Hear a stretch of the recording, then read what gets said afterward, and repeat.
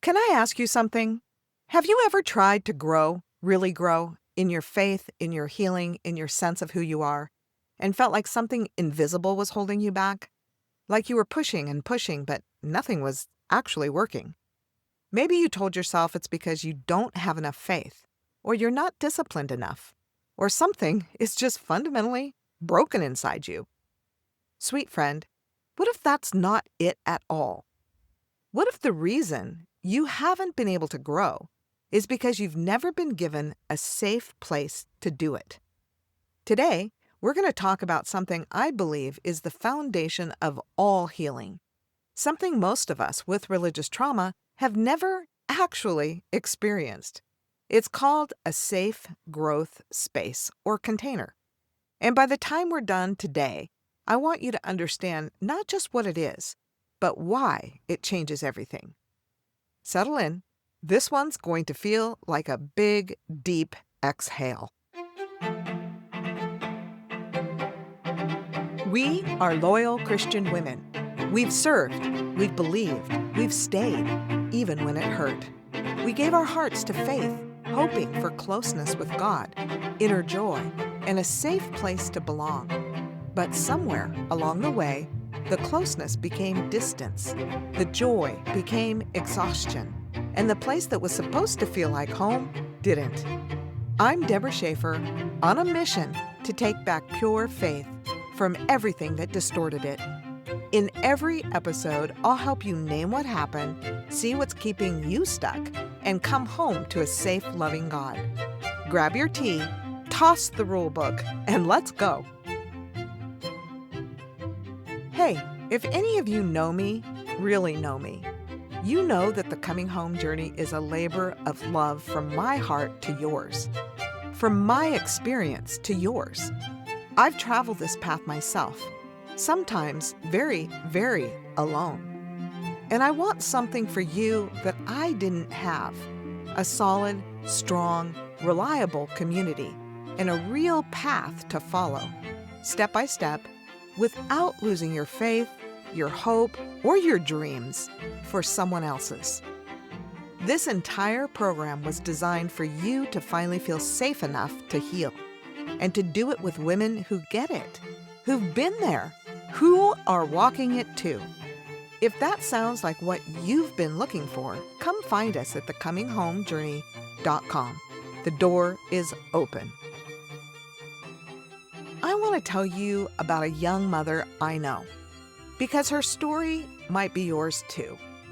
She wasn't someone who struggled with her faith. She was the kind of woman who showed up every week, without fail, church services, committee meetings, the meals she'd bring to families who needed them. Dependable, warm. She genuinely loved the women in her faith community. She thought they loved her back. And honestly, most of them probably did. But one week, standing near the back after services, she overheard two women she respected talking about another family. Nothing cruel, nothing dramatic, just quiet, careful dissection. The kind that sounds almost reasonable while it's happening, but nevertheless, the kind that leaves a mark. She didn't say anything. She just stood there, tea in hand, and thought, I wonder what they say about us. And that was it. That was the moment. Not a blow-up, not a betrayal, just a quiet, ordinary week and the slow realization that the safety she'd assumed might not actually be there. What shifted for her wasn't her faith. She still loved God. She still showed up. But something in her got careful. She stopped sharing the real things when the women gathered. She kept her questions to herself. She smiled a little more, said a little less, and got very good at looking like she had it all together. Because looking like you have it together is how you stay safe in spaces where you're not quite sure you are. Here's the part I want you to sit with, though. She wasn't wrong to feel what she felt. And the other two women weren't necessarily bad people. But something shifted in that moment that shifts in so many of us. Quietly, without fanfare, without anyone even knowing, she walked out that day carrying something new, a guardedness she hadn't had before. And she carried it alone because there was no one she felt safe enough to tell. About a year later, she found the coming home journey and joined one of our group calls. She told me she almost didn't. She convinced herself she didn't need it, that she was fine, that she'd moved on. But she came, and within the first 20 minutes, she cried. Not because anything dramatic happened, but because she said something real, something she hadn't said out loud to anyone. And the room just held it. Nobody flinched. Nobody fixed her. Nobody tilted their head with that look. They just heard her, and she felt it. Later, she said, "For the first time in years, I didn't have to edit myself before I spoke." So that's what we're talking about today. So the first thing is maybe you weren't really stuck. Maybe you were just unprotected. And here's something I want to say to you directly, and I need you to really hear it. You haven't been unable to grow because something is wrong with you. You've been unable to grow because you've never been given a safe enough place to do it. Think about what growth actually requires. It requires risk, being willing to fall apart a little, to question, to be honest about what's not working, to try something new and possibly fail, to be seen in your struggle. Now think about what religious trauma does. It teaches you that your questions are dangerous, that your doubts are sin, that the wrong emotion, the wrong question, the wrong moment of honesty could cost you your community, your reputation, maybe even God's favor. Your nervous system learns to scan the room, to perform, to stay small and silent and compliant, because that's what's kept you safe. And then someone comes along and says, "Just give it to God." Or, "Have you tried praying through it?" Or, "You just need more faith." They're trying to help. They're reaching for you, trying to draw you out, trying to get you back into the room. And they mean well. They really do. And you try. You really do.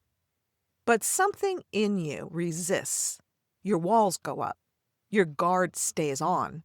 And you wonder, what is wrong with you? Nothing is wrong with you. Your nervous system is doing exactly what it was trained to do. It's protecting you because it doesn't know yet that there's a safer option. And here's something I don't hear talked about enough, something that lives underneath all of it. For many of us, our pain wasn't just private. It was witnessed. Someone was there. Maybe many people were there. And they saw what was happening to you. And they said nothing, did not step in, did not say, "That is not okay." And I want to say before we go further, you might be thinking, that doesn't apply to me. Nothing that dramatic happened. But witnessing happens in the quiet moments too. When your questions got shut down and the room moved on. When you were corrected publicly and everyone looked away. When you slowly disappeared and no one noticed. Sometimes the only witness was the person causing the harm, who saw exactly what they were doing and kept doing it anyway. All of it counts. All of it left a mark. Because here's what that silence communicates, without a single word. You are not worth intervening for. And that wound, that specific wound, makes us deeply reluctant to be seen again. Because if the people who saw us the first time didn't protect us, why would the next room be any different? That's why healing in the presence of others isn't really optional. It's essential. Because the wound happened in the presence of others. And some of the deep healing happens there too. When your story is truly witnessed with care, without judgment, and someone finally says, "I see you, and what happened to you was not okay." And there's one more thing I want you to consider. God has always been a witness. He's always seen. He has always known. He has always noticed and never looked away. The Lord your God is in your midst, a mighty one who will save. He will rejoice over you with gladness. He will quiet you by his love. That's found in Zephaniah 3:17. He will quiet you by his love. Not by his demands, not by his disappointment, by his love. So the second thing I want to cover is what a safe space actually looks like. What it requires. Because I think for a lot of us, safety in a faith context is so foreign that we don't even have a picture of it. Let me give you one. You know how a caterpillar transforms into a butterfly? That process doesn't happen out in the open. It happens inside a chrysalis, a protected, enclosed space where the caterpillar can completely dissolve. Inside the chrysalis, she actually liquefies, falls apart entirely before she becomes something new. But that can only happen because the chrysalis is strong, safe, protective. If it's damaged or opened too soon, the butterfly won't survive. We all need a chrysalis, sweet friend, a protected space where it's safe to fall apart so you can become whole. And I want to tell you what makes a space like that actually work, because it doesn't happen by accident. Whether it's a community, a friendship, a counselor's office, or a circle of women you trust, certain things have to be present for real healing to happen. In our community, we call them agreements. Not rules handed to you from the top down, but promises that every person in the space makes together, including the one leading it. I want to walk you through 8 of them, because I think just hearing them might feel like a kind of permission you've been waiting for. And then I want to slow down on 3 of them, because they deserve more than a quick mention. The first agreement is the growth path. We're here to grow, not to be fixed. You are becoming a new version of yourself, and that's not the same thing as being broken and repaired. We're here to cultivate what was always right in you. The second agreement, brilliant and imperfect. Everyone in this space gets to be both, gifted and struggling, put together and messy, at the same time. Always. You don't have to have it all together to belong. You don't have to hide your gifts to stay humble. Everyone else in this space gets to be both too, including whoever's leading it. Agreement 3, and we're going to go deeper on this one too, is empowerment. We gently call each other back to the strength and capacity God placed in us, not with shame, with love. Not worldly power, God-given dignity. And when one of us forgets she has it, the others hold it for her until she can hold it for herself again. The fourth agreement is around challenge and support. Both, not one or the other. Real safety includes being cheered on and called higher. You've probably had people in your life who did one without the other. Here, you get both. Agreement 5, the growth mindset. When things don't go as planned, we don't spiral. We ask, what can I learn? Stumbling just means you're human, and in this space, that's not something to apologize for. And agreement 6 is the third one we're going to go a little deeper on, safety and compassion. All of you is welcome. Your doubts, your anger, your questions that feel too dangerous to say out loud. The parts that feel too messy, too much, too complicated. Nothing is met with judgment here. Everything gets compassion. We create that together. And Agreement 7 is about confidentiality. What is shared here stays here. This is a protected, confidential space, and everyone guards it together.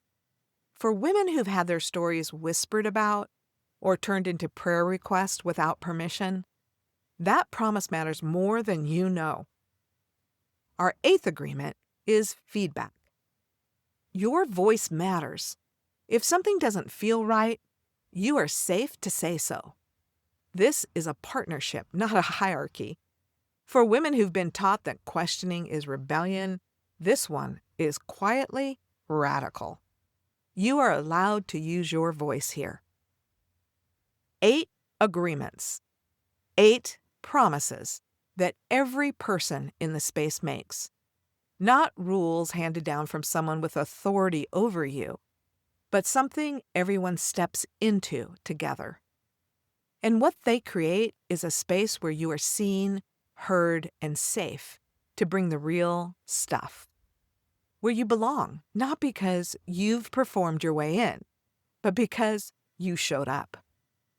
This is exactly what we've tried to build in the Coming Home journey.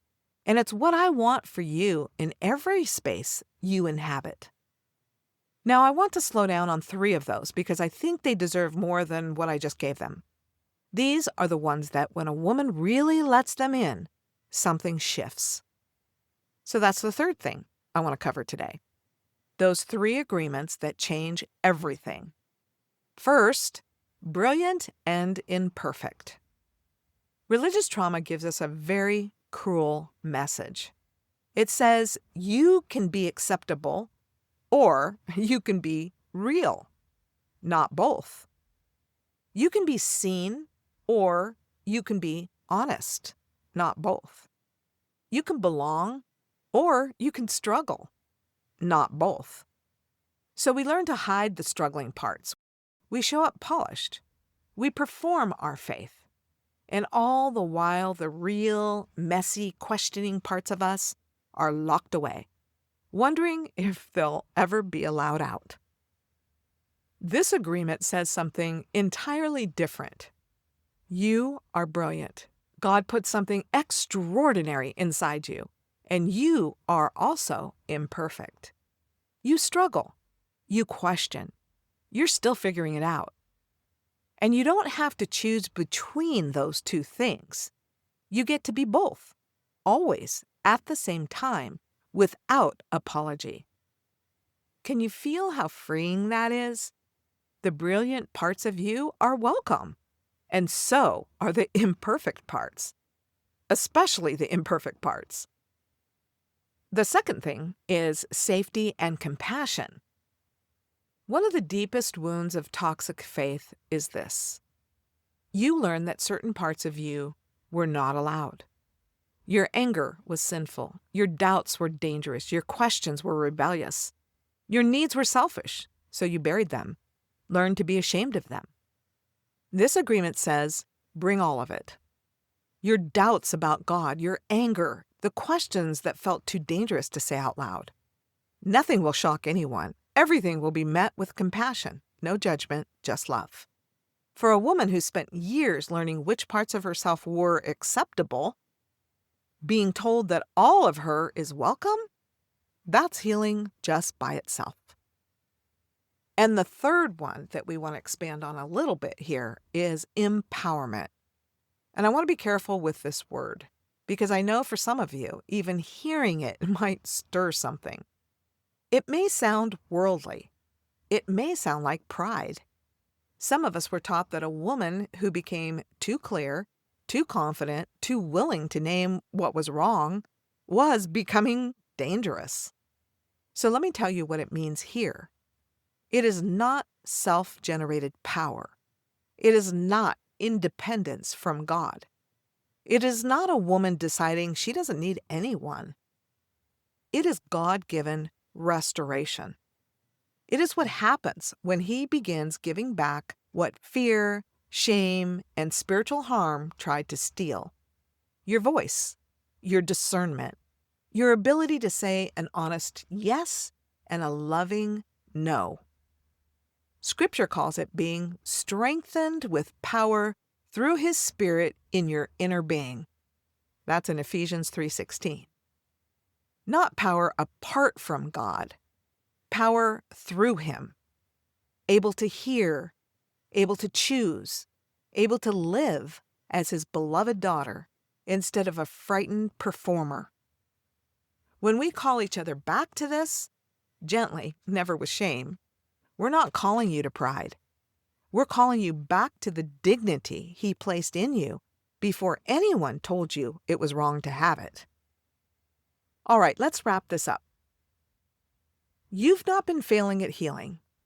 You've been trying to grow without a safe enough place to do it. This is not your fault.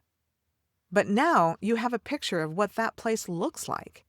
And I want you to know it exists. It can exist in your life. Maybe it already does in some form. And if it doesn't yet, it's worth finding. If you're curious whether the coming home journey might be that for you, come and see. We have group calls where you can just show up. No pressure, no performance. Just come and see what it feels like to be in a room where all of you is welcome. And just to say, God has always been that safe place for you, even when the people and systems around Him weren't. Let's not forget that.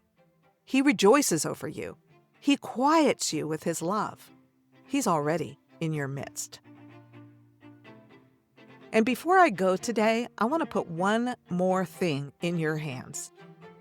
When I was under the heavy weight of religious trauma, I had no words for what was happening and for how it had shaped my life, every part of it. I wished I'd known how the trauma had shaped my innermost beliefs and was therefore running the show. That's why one of the most important things I've done for you is create a quiz. It will give you language, real language, for what keeps showing up over and over in your life that you may not even know is connected to religious trauma. It will help you see what you actually believe down deep. What's informing your thoughts, your behaviors, your habits, everything. I know it's scary, super scary to look at this stuff. But I promise not to leave you hanging. When you take the quiz, you'll get my starter kit so you can begin healing immediately. Just give it a try. You have nothing to lose, but maybe everything to gain. You can find that quiz at religiostraumaquiz.com. That's religiostraumaquiz.com. Hey friend, if this episode named something you've been feeling but didn't have words for, would you share it with one woman who needs to hear it too? A review on Apple Podcasts also helps more women find their way here. Next week, we're going somewhere beautiful. We're going to talk about what starts to stir once you finally have a safe place to grow. You don't want to miss it. Until then, you're not too broken, you're not too messy, and you're not too far gone. Healing isn't just possible for other people. It's possible for you. I'll see you next time.